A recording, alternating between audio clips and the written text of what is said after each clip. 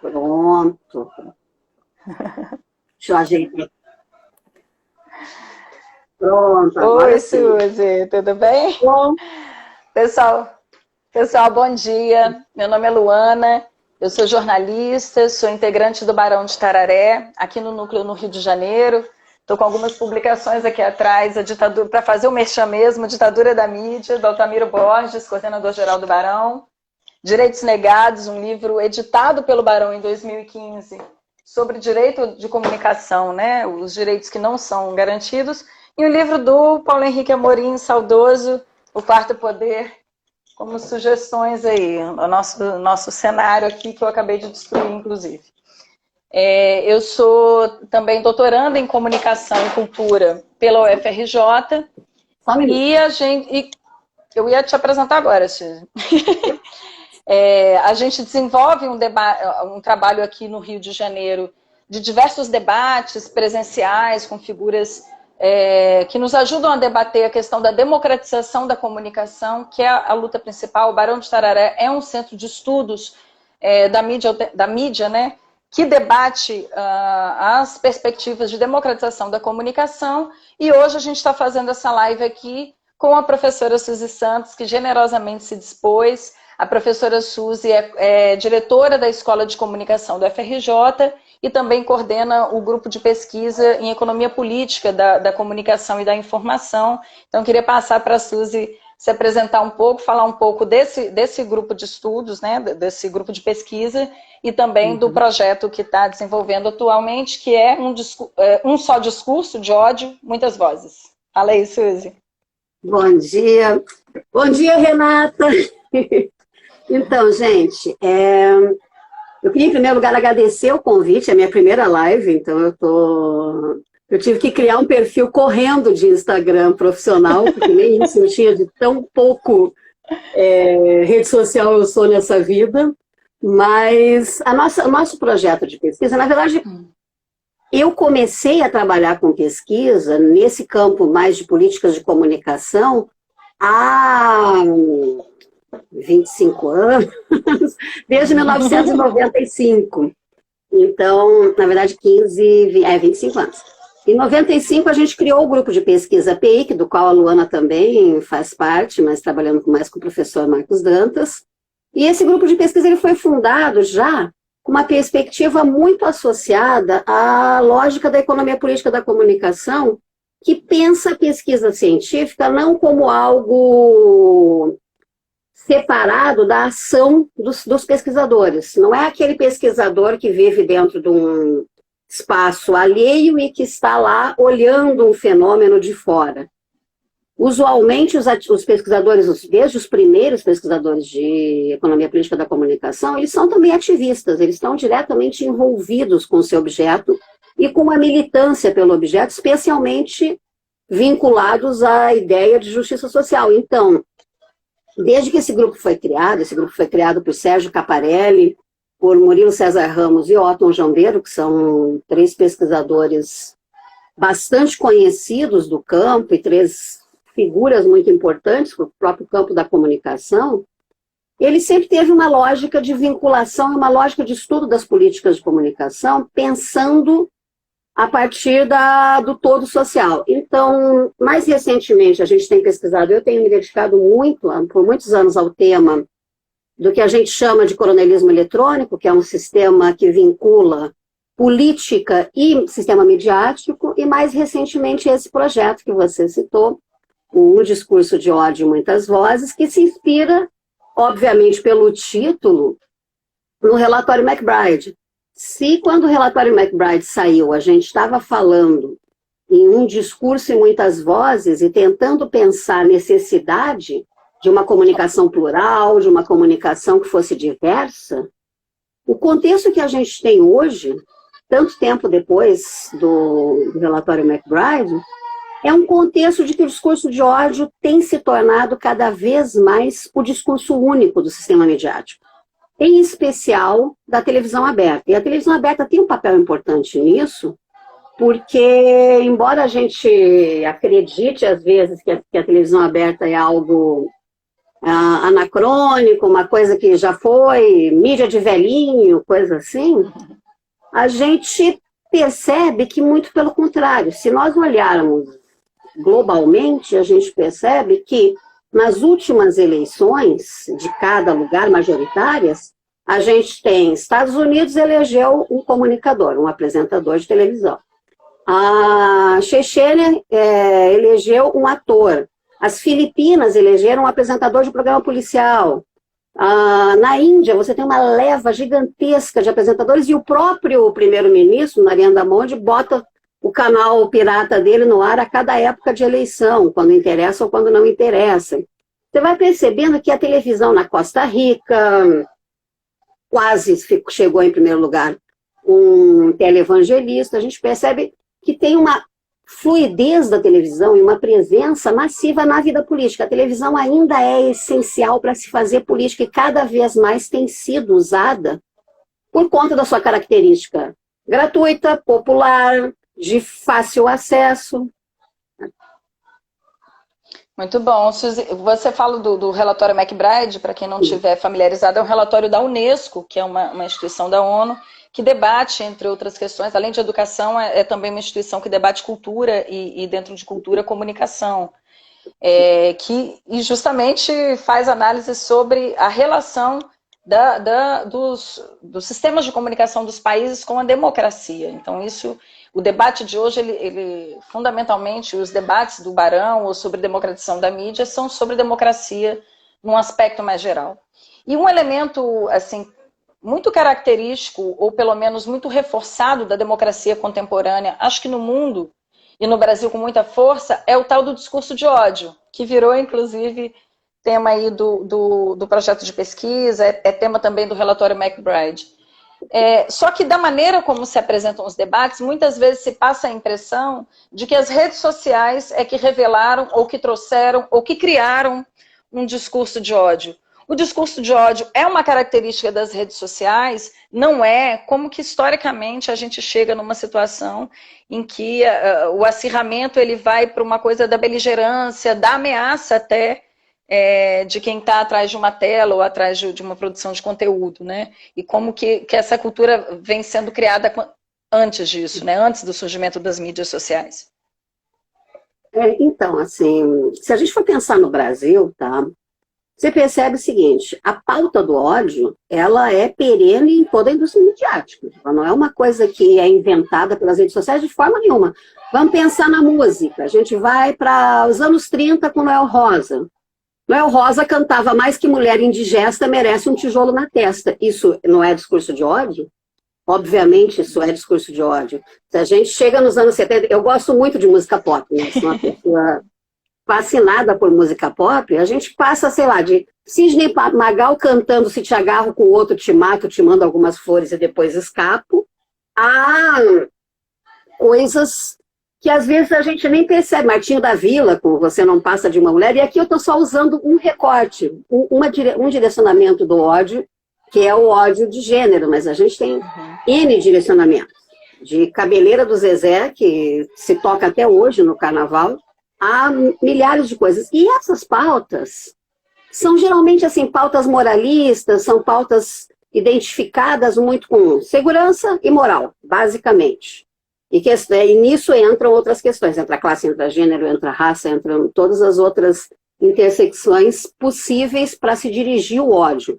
As vítimas do ódio são diversificadas, mas as pautas são mais ou menos similares na história do discurso de ódio mundial. Você percebe que há momentos de maior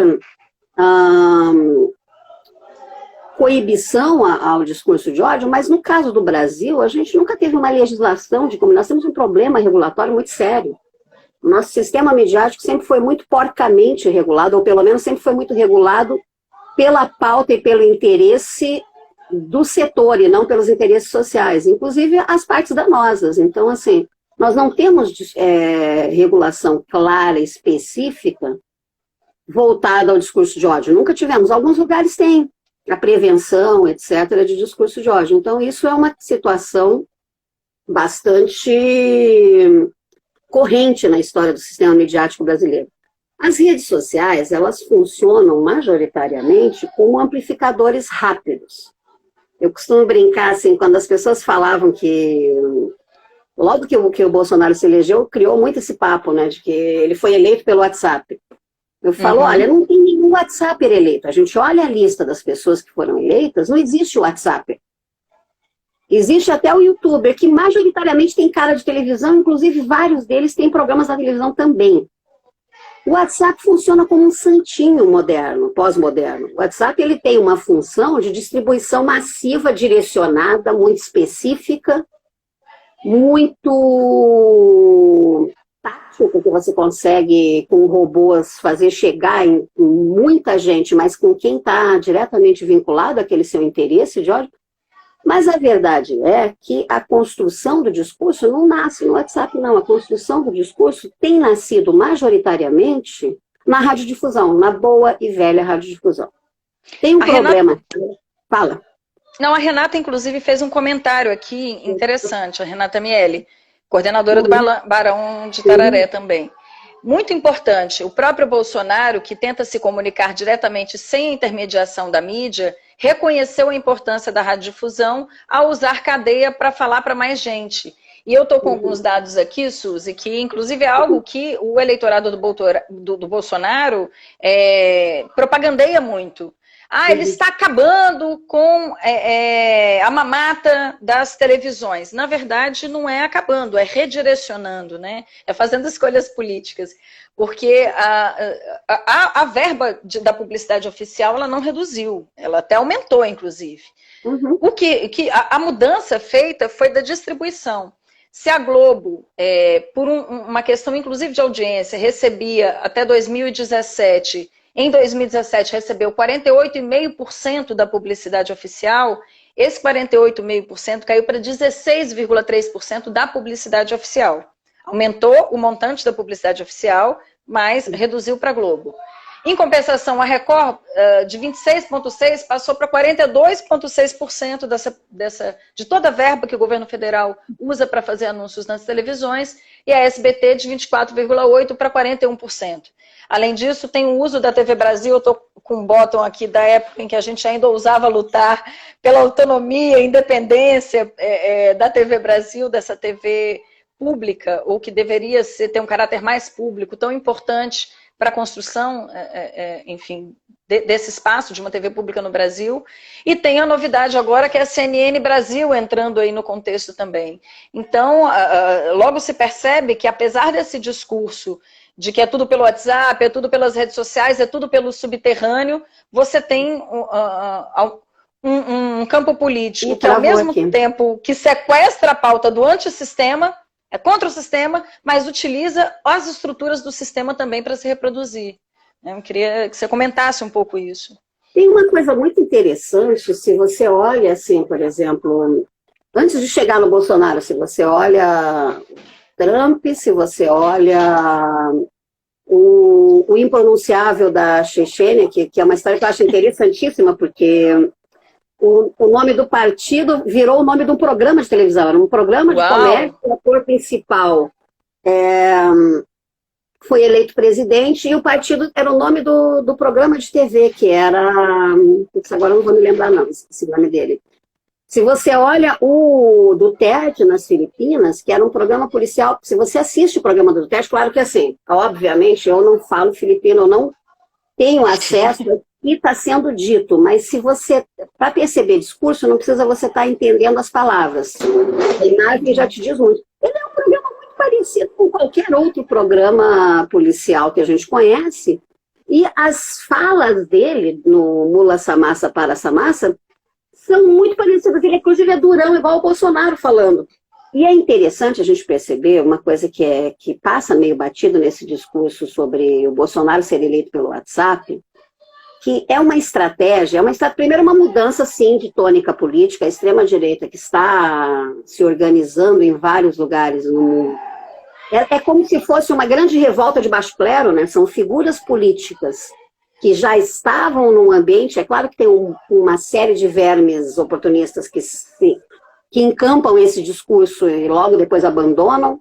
tem interesses muito díspares. No pacote Bolsonaro tem ruralistas que têm uma pauta específica, tem 500 igrejas evangélicas neopentecostais que podem estar juntas, mas elas competem entre si, elas não são necessariamente todas amiguinhas. Você tem uma mistura de coisas bastante organizada e de pautas que estavam realmente alheias dos anos 80 para cá, elas foram cada vez mais sendo oprimidas com todas as aspas, porque ruralista oprimido chega a ser trágico você usar essa expressão. Mas eles estavam um pouco mais contidos, muito pouco contidos. Uhum. Não é à toa que a tônica das revoltas é a PEC da empregada doméstica, são coisas muito pequenas, que não avançaram, de fato, a redistribuição do capital, por exemplo. Mas, quando a gente olha, mesmo nesse pacote de vozes diferentes, a mesma coisa acontece no ambiente midiático. Rede Globo, Folha de São Paulo,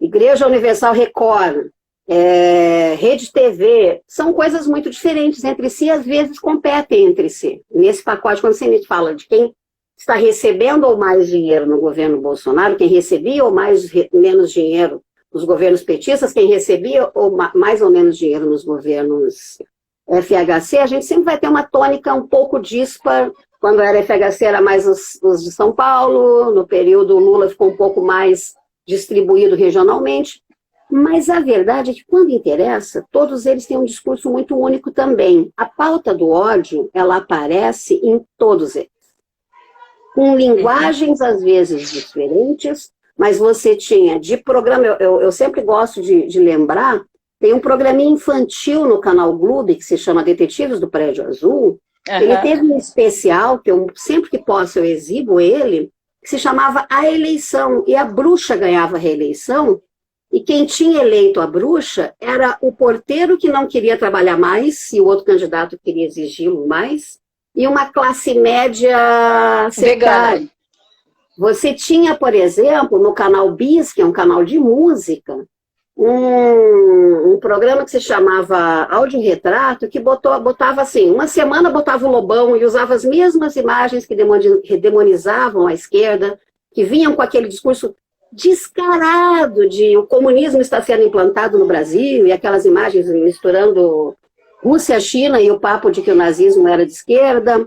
Você botava na outra semana Elba Ramalho, nesse mesmo programa, um programa de música, entretenimento absolutamente fora do mapeamento ou do radar das pessoas quando querem procurar discurso de ódio. Claro. E, além disso, você tem uma série gigantesca de programação televisiva que passa por programas, esses de meio-dia, eu não gosto de usar a expressão popularesco, porque eu acho que ela é preconceituosa, mas esses programas de meio-dia que fazem um jornalismo meio policial, meio assistencialista, você tem uma leva imensa. E a gente tem que pensar no seguinte, e essa é uma relação importante para entender por que a televisão é aberta. Não é só porque ela é popular. É também porque há um conflito a partir da hora que a gente tem uma internacionalização maior, e as redes sociais têm um papel importante nisso, assim como essas empresas produtoras de conteúdo, as empresas de streaming, Netflix, etc. da vida, porque todo o sistema midiático tradicional, ele vinha muito calçado na lógica nacional. Então, assim, o nosso sistema midiático sempre foi muito pautado por famílias, pela elite brasileira, todo centrado em famílias específicas que vinham desde o jornalismo impresso e se mantiveram até hoje. E essa gente estava com seu negócio bastante ameaçado. Televisão deixou de ser um negócio tão caro quanto era antes, e inclusive o fato de que televisão, assim como praticamente todo o sistema midiático no Brasil, depende fundamentalmente do Estado, por isso é tão importante saber as verbas de governo, porque se eles se sustentassem com publicidade, como é aquele mito que a gente reproduz nas escolas de comunicação, né? Radiodifusão se sustenta com publicidade. Não, é claro que não se sustenta com publicidade, se sustenta com verbo estatal. São profundamente se sustenta publicidade oficial, sobretudo. Exatamente, não publicidade comercial, exatamente. Então, assim, o jeito que essas redes, não é à toa que a Rede TV, por exemplo, é central e se engajou, a Band se engajou centralmente, Jovem Pan se engajou centralmente em torno de Bolsonaro. Eles se engajam também porque eles não têm outra alternativa para sobreviver economicamente. Sim, Esse sim. festival de baixo clero que a gente, essa revolta de baixo clero que a gente fala, ela está muito vinculada a vários grupos, a uma união de vários grupos que estavam perdendo alguma estabilidade num certo momento. Então, eles se organizam para uma estruturação nova e fazem. E a campanha... Suzy? Voltei? Tá falhando um pouco, mas voltou. Se a gente olhar, por exemplo, em 2012, a gente vê que Bolsonaro aparece no Pânico na TV. Até então, ele era só um deputado do Rio de Janeiro, conhecido no Rio de Janeiro, majoritariamente nas zonas norte e oeste. A Zona Sul, inclusive, mal sabia quem ele era, quiçá o resto do Brasil. Em 2017, a Band tinha um programa, o Pânico na TV, que teve 33 episódios de um quadrinho que era de humor, que se chamava Mitadas do Bolsonaro. Uau! Ali se reproduzia. Se você olha aquele quadro hoje, você vê claramente, assim, foi um ano de campanha na Band para o Bolsonaro. Essa campanha, claro, é disfarçada, assim como o discurso de ódio. O discurso de ódio não é sempre escancarado, ele é também escancarado. A gente também vê Siqueira Júnior fazendo dancinha comemorando a morte de pessoas, o tal do bandido bom e bandido morto. Sim. Você vê ele cantando, ele morreu, problema dele antes ele do que eu, e via também o Wagner Montes fazendo. É claro que sim, o discurso de ódio também é escancarado, mas existe uma tônica do discurso de ódio que é sutil e não é tão visível assim. Por exemplo, quando a gente vai pela pauta da família, o homem de bem, os valores do homem de bem, essa cooptação... Um discurso que parece de afirmação, mas afirma apenas um modo possível de vida. Exato. E todos os outros não são válidos, né? E um modo que usualmente direciona ao medo de um inimigo e cria esses inimigos. Sim. Cria o inimigo. A universidade é o inimigo, porque seu filho entra lá e vira um maconheiro com um alargador no ouvido. Na orelha, não no ouvido. O inimigo Podia ser no ouvido, né? Podia ser no ouvido. As mulheres são inimigas, porque as mulheres agora querem fazer tudo, querem mandar, querem decidir o que é a vida dos homens, etc. Querem mandar em casa, querem obrigar eles a fazer coisa. Você vai criando inimigos. O inimigo é o bandido, porque a violência está aí e o inimigo é o bandido. Você vai criar o inimigo à política, né? Por exemplo. Eu queria pegar um gancho que você falou aí do Pânico. Primeiro, eu quero dizer que quem estiver assistindo e quiser fazer pergunta ou comentário, como a Renata fez, escreve aí que a gente vai acompanhando também e vai pautando a partir do que vocês acharem que é interessante explorar aqui. Mas você falou aí do Pânico, Suzy, que de fato, né, só para você ter citado, eram cenas cotidianas de violência de diversas maneiras. Ainda são. Pois é, tem um livro da professora Silvia Viana, que chama Show de Horror, em que a abertura do livro, ela fala de uma brincadeira do Pânico, uma brincadeira em que uma equipe profissional tinha voltado de uma filmagem internacional, os caras tinham ficado assim, mais de 24 horas num voo, tinham acabado de chegar de viagem cansados, e uma van do programa foi buscá-los para levar para trabalhar, sem comer, sem dormir, etc. E a brincadeira era essa, inclusive sobre revolta, um dos técnicos, um câmera que era técnico, falou, que isso, eu não tenho que participar disso, eu não sou nem ator, eu nem sou apresentador, eu sou um técnico, me respeita, eu sou um trabalhador, enfim. E nesse mesmo livro, ela começa contando essa história, né, dessa brincadeira absolutamente violenta. Ela vai analisar alguns programas, né? E o principal deles é o Big Brother Brasil, é o BBB. A argumentação dela, né, ela fala sobre como você tem uma cultura de, inclusive, não só assistir, não só um voyeurismo, mas participar da tortura do outro.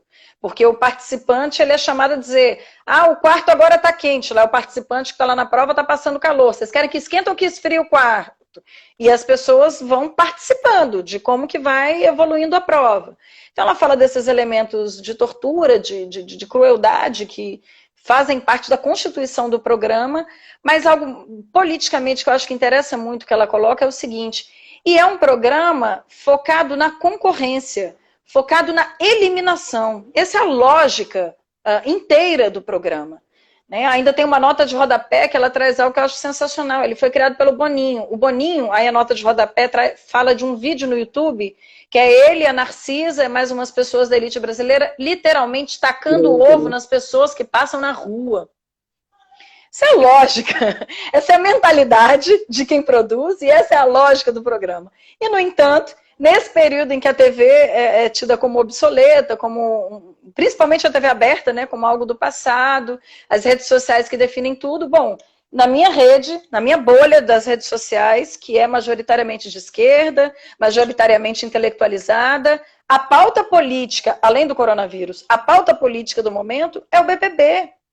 E é justamente em torno da questão do discurso de ódio, se é machista, se é racista, se fulano representa melhor algum tipo de identidade, etc. Né? Isso eu acho que é um tema importante para a gente debater. Então, como é que é isso? Né? Depois de 20 anos de programação, né, a Globo consegue capturar uma pauta que no Brasil, né, no mundo inteiro é uma pauta liberal. No Brasil, em tese, é uma pauta de esquerda, mas para a Globo é uma pauta liberal, que é esse discurso, esse debate das identidades, que é importante, mas sequestra, coloca num programa e que de repente vira a pauta política da esquerda no Facebook, enquanto o Bolsonaro está aí com a pauta absolutamente antissistema, pelo menos na aparência. Pelo menos na aparência, né? Então, eu acho isso muito curioso e queria que você comentasse. Então, obrigada por lembrar do Big Brother. É interessante, o Big Brother dava sozinho, assim, muita análise, porque é muito interessante. É muito interessante, por exemplo, como um programa que nasce como enlatado, né? Mais um desses realities, são 350 mil realities, como mais um desses realities no Brasil e na Globo, ele adquiriu uma cara, porque teve vários outros parecidos. A Fazenda tá aí, a gente teve, o SBT fez um também, Casa dos Artistas, eu acho que chamava do SBT. É interessante como a Globo transformou o Big Brother em novela, ela capturou, e isso é uma coisa realmente muito interessante, como ela foi capaz de adaptar a linguagem de um programa que, em tese, era enlatado e vinha com formato pronto, numa narrativa na qual ela é boa de fazer. O Big Brother, ele claramente é uma novelinha, com todas as coisas da novelinha, inclusive com a histórica cena da porrada na novelinha. Do mesmo jeito que a gente torcia e torceu historicamente para alguém apanhar na novela, a vilã sempre toma uma surra, e é a vilã, é a mulher, é um recorte de gênero sempre nessa surra da vilã, a Carminha, sei lá quem mais, mas enfim, eu não vou lembrar agora o nome das vilãs todas, mas há uma cena histórica em novelas de sucesso, que é aquela mulher Sim. que apanha. O Big Brother, ele também tem isso, ele tem a narrativa, eu acho que não só da violência, não só da provocação de violência, mas também do namoro, também da putaria. Que utiliza a lógica do sistema midiático como um todo também.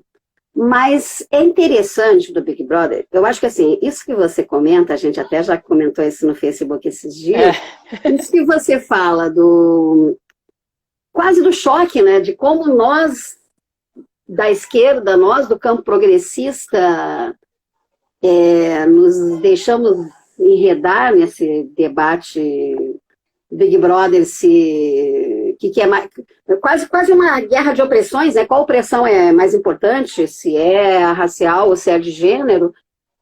No entanto, isso diz muito mais da gente. Isso diz muito de como nós, como debatedores, estamos despreparados e fomos mal formados para discutir identidade a partir de uma perspectiva que inclua a classe e que seja uma perspectiva de esquerda. A gente encampa, eu já vi isso milhões de vezes, a gente encampa rapidinho o discurso do feminismo liberal como nosso discurso. Isso é só nossa ingenuidade. Isso não diz respeito à Rede Globo, necessariamente. Isso diz muito mais da gente. E é por isso que a gente está nesse mato sem cachorro também. Infelizmente, a gente está numa situação em que temos que nos preparar, temos que voltar a nos organizarmos como conjunto da sociedade que luta para termos ferramentas de combate. A gente até tem algumas, e eu não estou querendo dizer com isso que não tenhamos que escolher aliados de tempos em tempos, é claro que sim.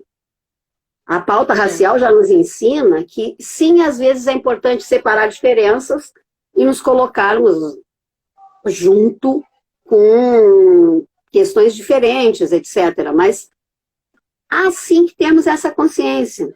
A Rede Globo manipula assim desde sempre. Se você for olhar, por exemplo, o que era Malu Mulher, é bom citar a Regina Duarte, porque... Bom, é óbvio por que é bom citar a Regina Duarte. Malu Mulher era um programa que apropriava o discurso de liberação do divórcio, por exemplo, a pauta da liberação do divórcio, que era uma pauta de esquerda, de forma brilhante. Eu me lembro, eu era criança quando Malu Mulher foi ao ar, eu acho que é 81, 82, se eu não me engano, e eu me lembro que ela vinha diretamente atrelada na campanha Quem Ama Não Mata, que foi logo depois de um assassinato de uma socialite pelo socialite seu marido. Então, assim, era uma pauta de esquerda, mas era uma pauta de esquerda rica, não da esquerda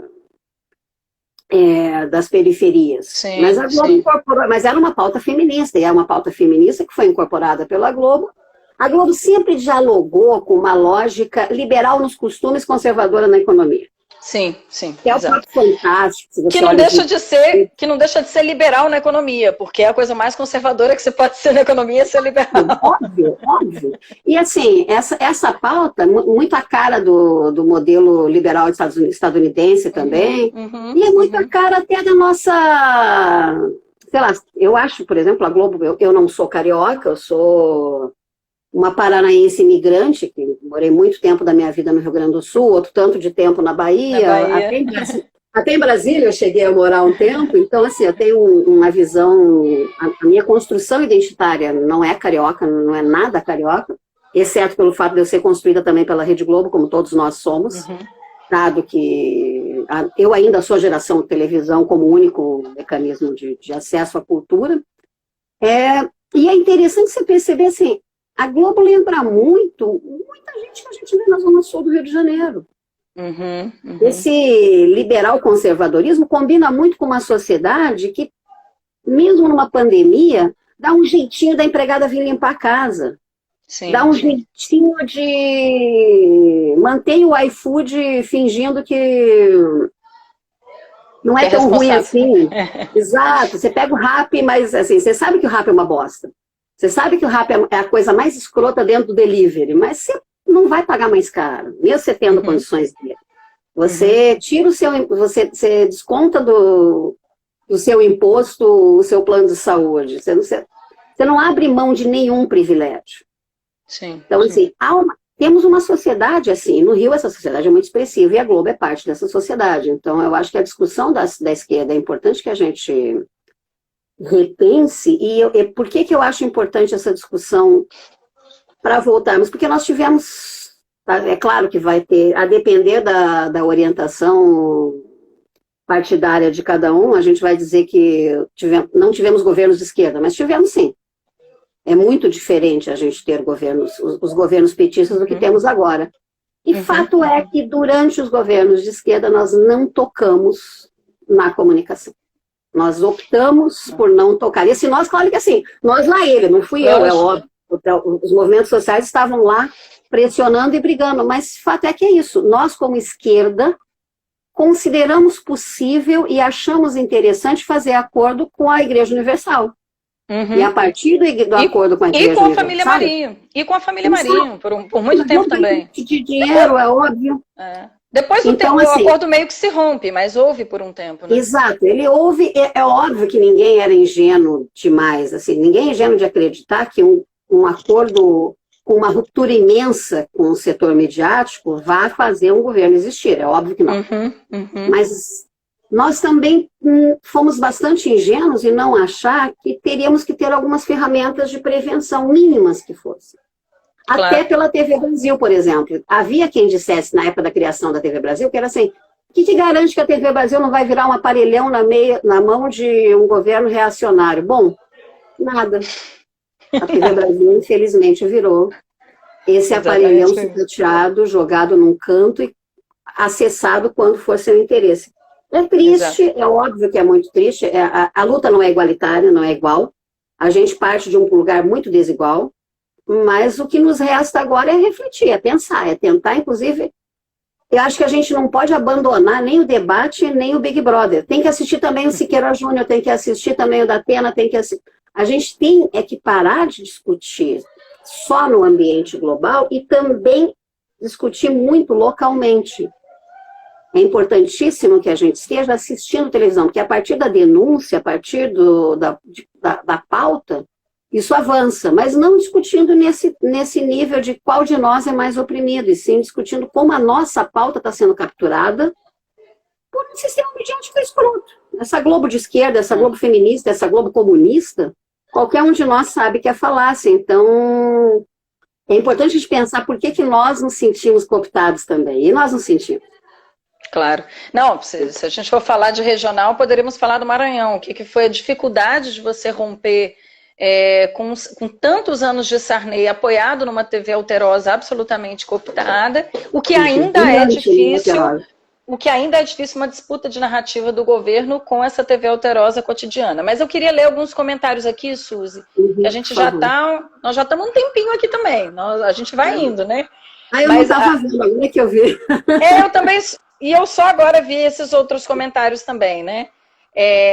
A Renata fez alguns comentários aqui, ó. Tem ainda o fenômeno das igrejas ocupando as emissoras, como a Record.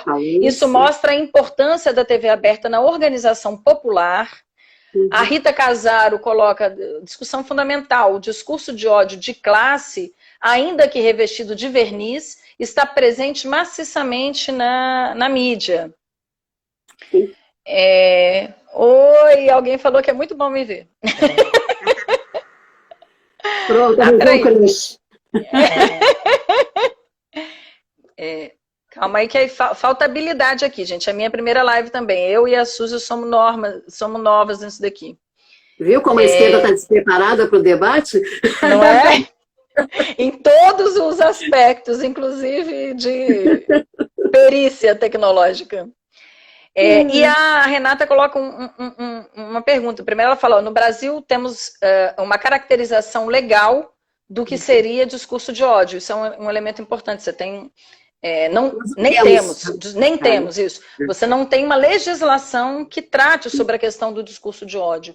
E ela fala também que o Bolsonaro tem ocupado também o espaço de programas dos tipos policialescos. Como é que você vê essas participações, Suzy? Ela pergunta. Então, não só esses, viu? Ele tem ocupado também programa feminino, também programa de outras matrizes. Esses são a pauta do tal. Eu não gosto dessa expressão, eu realmente tenho muita implicância com policialesco. Eu prefiro chamar de jornalismo policial ou eu sei que tem um pouco até de classe nessa coisa de negar que isso é jornalismo. Isso é jornalismo também, misturado com entretenimento pra caramba, mas o William Bonner fazendo jogral no Jornal Nacional também mistura com entretenimento. A gente tem que se livrar também dos nossos preconceitos com relação a isso. A gente, na nossa pesquisa, uma das coisas que a gente fez nos últimos anos, foi viajar para vários lugares e tentar entrevistar essas pessoas, os comunicadores políticos.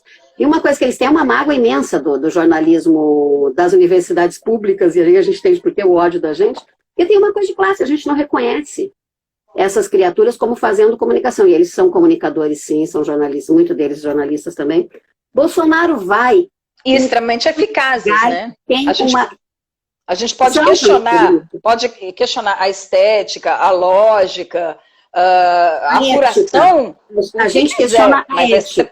A lógica, a ética é muito específica, mas assim, o compromisso, a gente pode questionar, mas fato é que sim, eles fazem. E também, assim, o papel do comunicador é diferente, daqui a pouco eu falo um pouco mais disso, mas o papel de um comunicador é diferente de um papel de dono. Então, não dá para comparar necessariamente um Siqueira Júnior com a família Marinho. Uhum. São coisas, e menos ainda de Macedo. De Macedo é mais complexo ainda, porque envolve fé. Agora, a pergunta da Renata, sim, esses programas são que a gente tem de maior sucesso na televisão brasileira sob o ponto de vista local e regional. Fato é que, se você olha as praças todas do Brasil, na hora em que esses programas estão no ar, eles batem a programação da Globo. Então, eles têm mais audiência local. É claro que a audiência também é uma coisa questionável, a gente não tem dado transparente de audiência, então, tudo isso é muito difícil de se lidar, porque a gente não tem uma lógica de transparência, mas a gente vê que a visibilidade dessas figuras, e ela é reverberada, porque todos eles fazem também a sua programação para virar meme, sabe? Boa parte deles lá se organiza pensando em virar meme, todos eles fazem live também, para lá e para cá. Há uma concentração midiática muito interessante, e há uma pulverização. Uma convergência, né? Exato, convergência de mídia.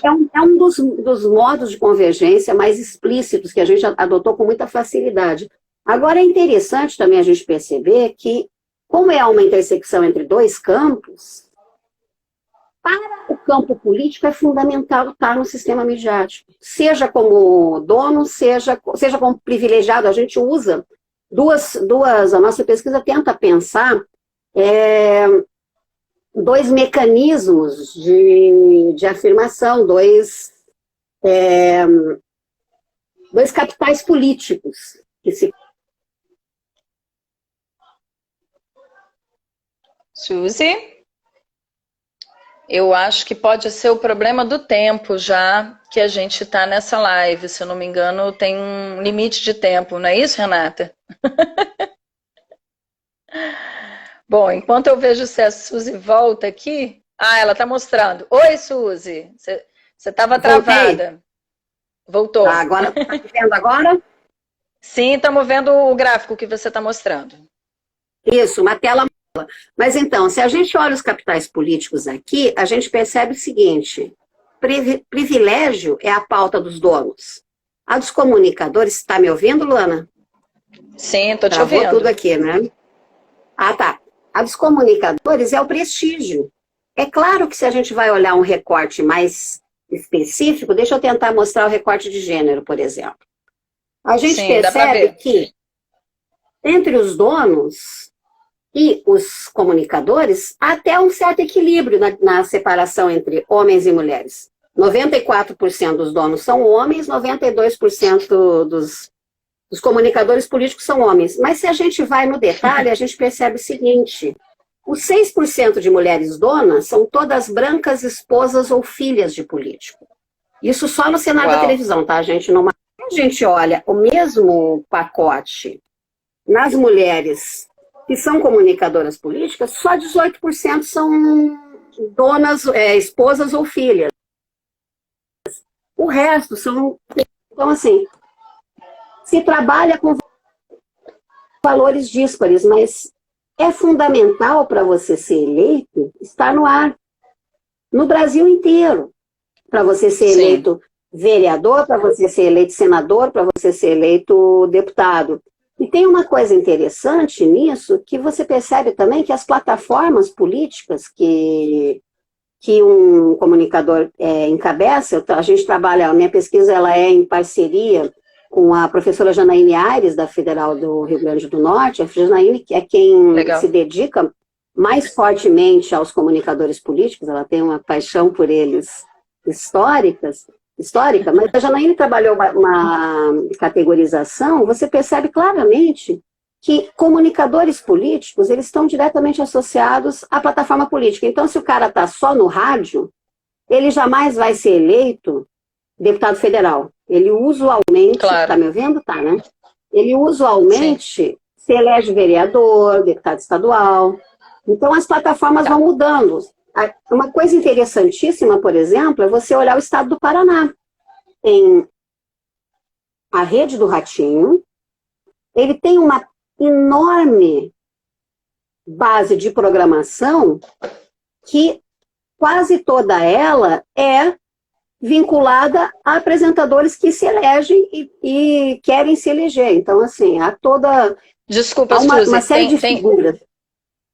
Ele tem Oi, uma eu não tô enorme, te o quê, ouvindo você direito. disse? Ele tem uma enorme, a Rede do Ratinho tem uma enorme, o Não quê, te no entendendo Paraná? bem, desculpa. Tá me ouvindo? Ó, Tá. Você disse que a Rede do Ratinho tem uma enorme, o quê? tem uma enorme participação, quase todos os programas da Rede do Ratinho são apresentados por pessoas que se elegeram, inclusive o governador do estado. Então, para ser governador do estado, tem que ter uma rede, mas você tem uma série de deputados, vereadores, que estão diretamente associados a essa própria rede.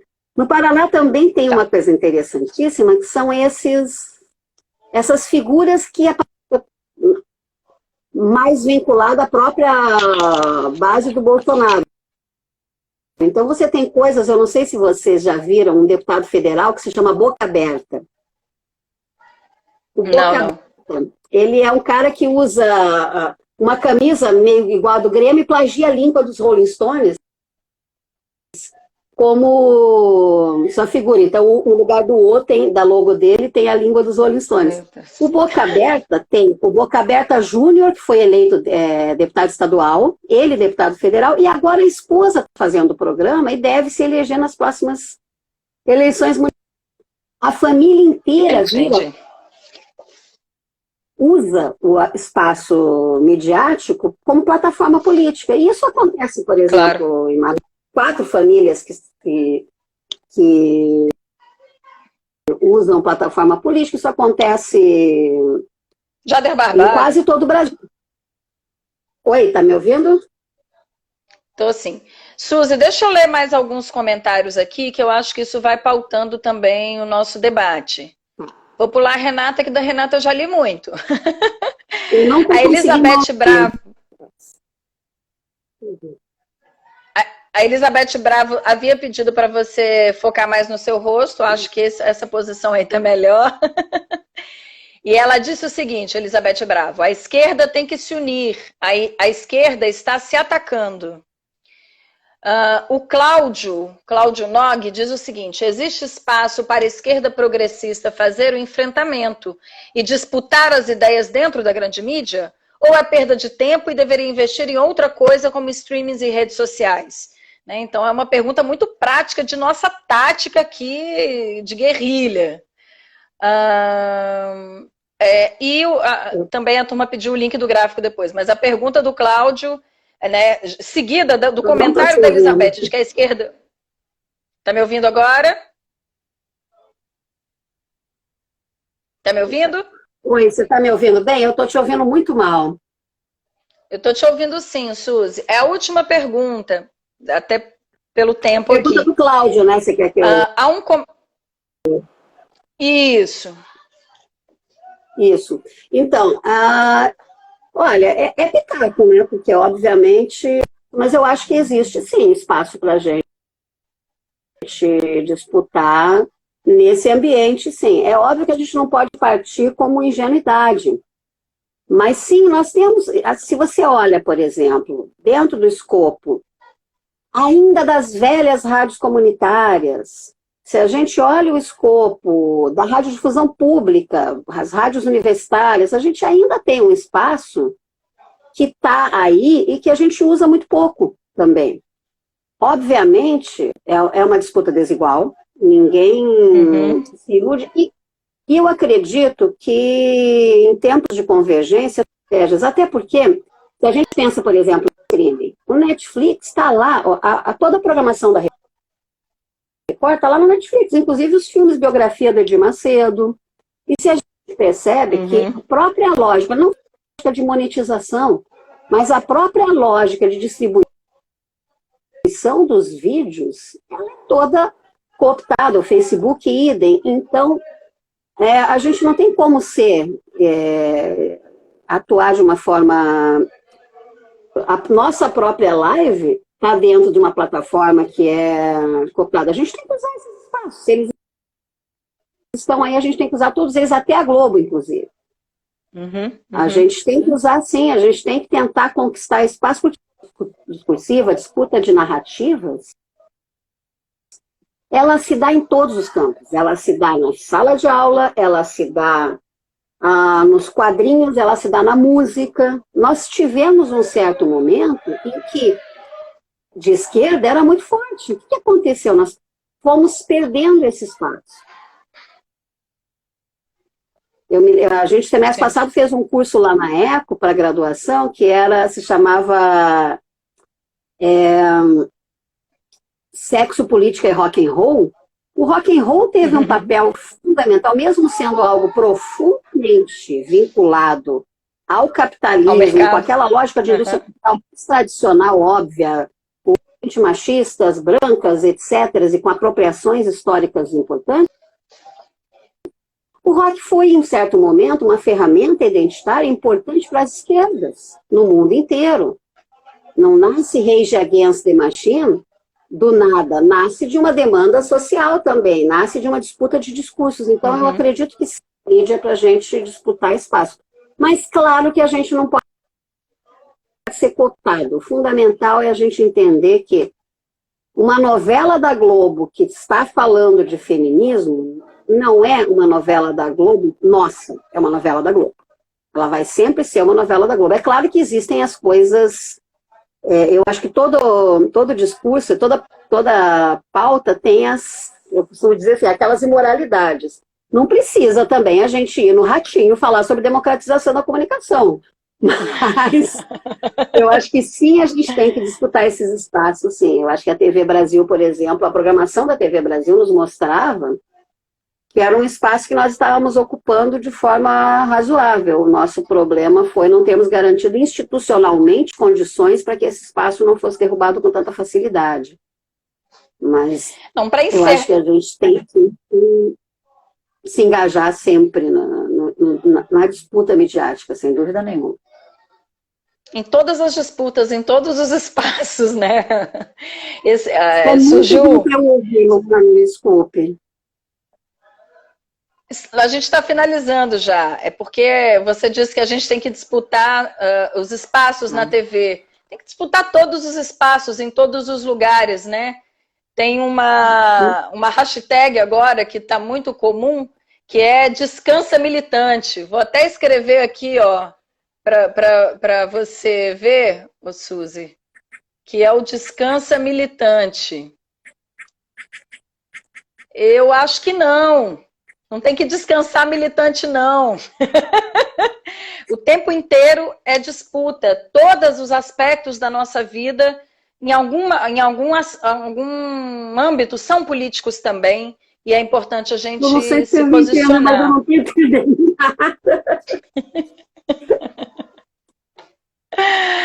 Bom, eu acho que eu ia colocar a última pergunta da Renata, que é o que você projeta para o futuro. Eu vou escrevê-la aqui, ó.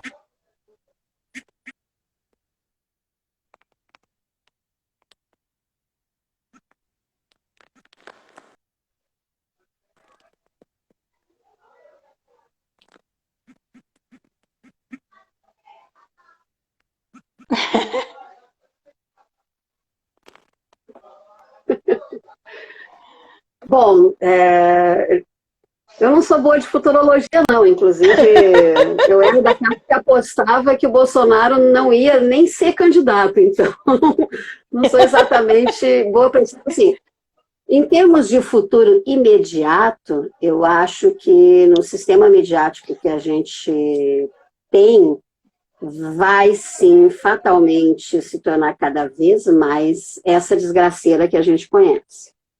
Eu acredito que a gente tem alguns anos pela frente ainda de uma programação bastante tosca e desse desespero em torno da pauta de ódio. Isso não é uma coisa que vai acabar amanhã, não. O coronavírus não acaba com isso. A gente volta da quarentena e não tem mais discurso de ódio no sistema midiático. Pelo contrário.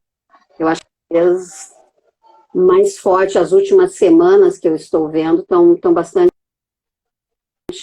fortes, bastante essa disputa da pauta do coronavírus. Mas fato é que esse formato neoliberal chegou num ponto de exaustão no mundo. Então, eu acredito sim que estamos vivendo, estamos no meio, e é muito difícil analisar enquanto a gente está no meio, estamos vivendo mais uma daquelas crises essenciais do modelo de negócio, do modelo de comunicação global. Então, acredito que sim, que a reação virá. A reação já está vindo. Você percebe, por exemplo, vários estados não no sentido local, mas assim, várias nações estão se preocupando com o discurso de ódio, estão fazendo investimento no discurso de ódio. Então, eu estou na dúvida se vocês estão me ouvindo ou não. Oi. Suzy, é isso? Oi, Suzy. Oi, você está me ouvindo? Assim, agora sim. Tá, porque é isso, eu não consigo saber. Obrigada, Renata. Eu creio que a reação está acontecendo, até porque nós estamos chegando numa situação tão desesperadora, tão assustadora, que eu acredito que só nos resta mais só de grupos de esquerda, pequenos grupos. É uma reação que também será popular. E é importante pra caramba a gente estar ligado que sim, as pautas identitárias são fundamentais para a gente sair dessa barra funda. É fundamental a gente perceber, eu gosto muito daquela fala, a revolução será feminista ou não será, a revolução será indígena ou não será. A gente tem que sim estar junto e pensando mais seriedade, e aqui eu falo inclusive de seriedade acadêmica, de seriedade, porque no universo acadêmico também a gente historicamente negligenciou estratégias. A comunicação indígena eu acho importantíssima, porque você percebe que há uma comunicação indígena no Brasil que é extremamente qualificada, que é muito boa, e que nós, centrados aqui no Sudeste, nossos sudestinos, por exemplo, ignoramos, deixamos lá. É o momento da gente tentar incorporar estratégias de outros ambientes, e eu acho que a gente tem, sim, condições de estabelecê-las agora. Pode muito fazer bom, sua fala, Suzy, de encerramento. Aproveito para agradecer ter o convite e essa experiência que foi ótima. Queria agradecer a Suzy, que inclusive disse que está com uma dificuldade de internet, por isso que teve algumas falhas ao longo da live, o que é um outro tema, né? A qualidade da banda larga, a qualidade da internet. Se isso acontece na Tijuca, no Rio de Janeiro, você imagina nos rincões aí do país como é a possibilidade de acesso à internet. A Renata está me informando aqui que as lives do Barão estão sendo agora, a partir de agora, todas as terças e quintas, a partir das 10h30 da manhã. Então está fixado aí, terças e quintas, 10h30 da manhã, vai ter live. Já tem uma série de assuntos aqui que a turma está pensando sobre vigilância, sobre dados da internet, sobre a questão da vigilância no contexto do coronavírus, como está sendo utilizado esse momento que a gente está vivendo para avançar em alguns aspectos, e aí talvez debater isso em perspectiva também com a Lei Geral de Proteção de Dados, que era para estar entrando em vigência essa semana, e está sendo mais uma vez adiada, enfim. Então, temas não faltam. Tem uma turma de muita qualidade que sempre se dispõe a estar em conjunto com o Barão. A professora Suzy é uma dessas parceiras, assim, sempre de primeira hora. Queria agradecer a todo mundo que acompanhou aqui também. Rolou, inclusive, um debate paralelo, o pessoal perguntando sobre o projeto de lei de iniciativa popular. A Renata já respondeu, enfim. Então, é um espaço para a gente também se organizar, se articular, tirar lições para seguir na perspectiva da disputa cotidiana, como a Suzy acabou de nos pautar aí. Muito obrigada a todo mundo. Um beijo, até terça-feira, 10h30 da manhã, então.